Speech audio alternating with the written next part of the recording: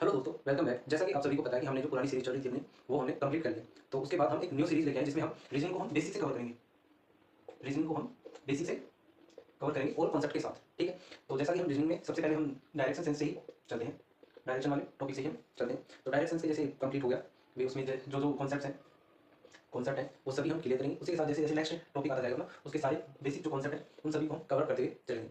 तो हम शुरुआत देते हैं डायरेक्शन सेंस से, जो कि हमारा फर्स्ट रहेगा। तो डायरेक्शन सेंस में हम सबसे पहले देखते हैं कि एक ग्राफ बनता है, ये ग्राफ बनता है जिसमें ऊपर नॉर्थ, नीचे साउथ, ये ईस्ट होता है और ये वेस्ट होता है। तो इसमें ये चारों दिशाएं होती हैं, साथ में ये भी चार दिशाएं सब डायरेक्शन होती हैं। इसे बोलते हैं नॉर्थ ईस्ट, ये होती है साउथ ईस्ट, और ये होती है साउथ वेस्ट, और ये होती है नॉर्थ वेस्ट। ऐसे हमारी टोटल 8 डायरेक्शन है। वैसे 10 दिशाओं वाला भी कॉन्सेप्ट होता है, बट वो हमारे यहाँ नहीं चलता। हमारे चलेंगे सिर्फ 8 डायरेक्शन, ठीक है। और इन्हीं के बेसिस पे हम सारा जो हमारे टॉपिक का डायरेक्शन सेंस वो सारा कवर हो जाएगा, ठीक है। तो ये जो कोण बनता है, यानी जो ये नॉर्थ ईस्ट वाली जो दिशा को इंगित कर रहा है, यानी इसको जो पॉइंट कर रहा है वो कोण होगा 45 डिग्री होंगे। यानी सारे कोण 45 डिग्री होंगे। ये वाली जितने भी कोण है वो सारे 45 डिग्री के होंगे। जैसे ये 45 को यहाँ से 45 लेंगे तो नॉर्थ आ जाएगा, ठीक है। अगर डायरेक्ट कोण नहीं लिया हो तो 45 ही लेना पड़ेगा, ठीक है।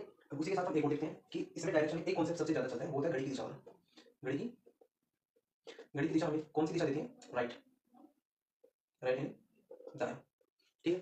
घड़ी की दिशा हमेशा हमें राइट दिशा देगी, ठीक है। और इसी के आधार पे हम सारी मतलब जो कॉन्सेप्ट है वो एक तो ये 8 दिशाएं होंगी उन पे, और एक इस पे कंप्लीट हो जाएगा। फिर इसी में एक और आता है कि जो क्लॉकवाइज होता है उसको हिंदी इंग्लिश का ज्यादा उसका थोड़ा सा रहता है, तो उसी को देखते हैं। क्लॉकवाइज मतलब दक्षिणावर्त, और एंटी क्लॉकवाइज मतलब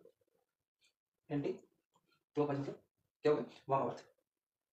यानी क्लॉकवाइज मतलब दक्षिणावर्त हो गया और एंटी क्लॉकवाइज मतलब वामावर्त हो गया, ठीक है। ये हमारे दो पॉइंट्स हैं।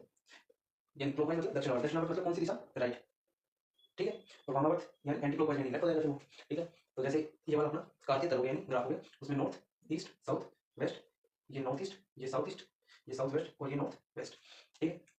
हमें सभी का मतलब लेफ्ट राइट ज्ञात करना है। तो जो घड़ी की दिशा हमेशा कौन सी रहेगी? राइट दिशा। यानी घड़ी हमेशा कैसे चलती है? ये ऐसे चलेगी, ऐसे, ठीक है।